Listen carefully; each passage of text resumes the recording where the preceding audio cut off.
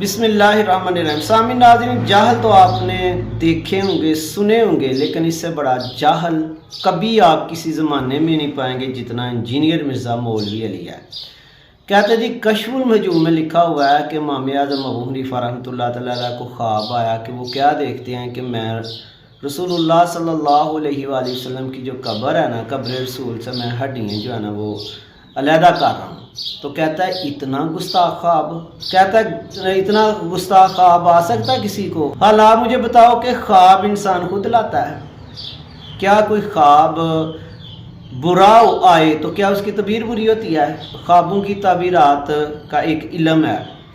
قرآن میں دیکھیں حضرت یوسف علیہ السلام کے متعلق بتایا جاتا ہے کہ وہ اس میں ایکسپرٹ تھے، اور ادھر دیکھیں لکھا کیا ہوا ہے، جب خواب آیا امام اعظم ابو حنیفہ رحمۃ اللہ تعالی علیہ کو وہ پریشان ہوئے۔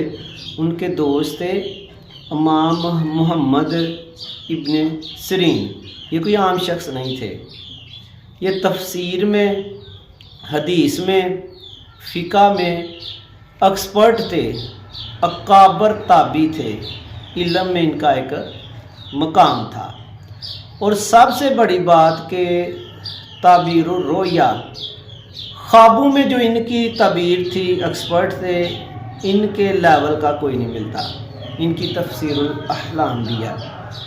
تو امام اعظم ابو حنیفہ رحمۃ اللہ تعالی علیہ ان کے پاس گئے، خواب بیان کیا تو انہوں نے کہا کہ بہت ہی مبارک خواب ہے۔ انجینئر کہہ رہا ہے جاہل خواب ہے، گستاخ خواب ہے۔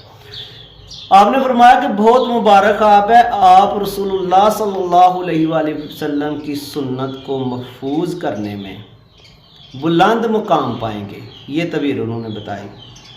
تو اس نے کیا تعبیر بتائی اس خواب کی کہ یہ خواب آ نہیں سکتا، گستاخ خواب ہے۔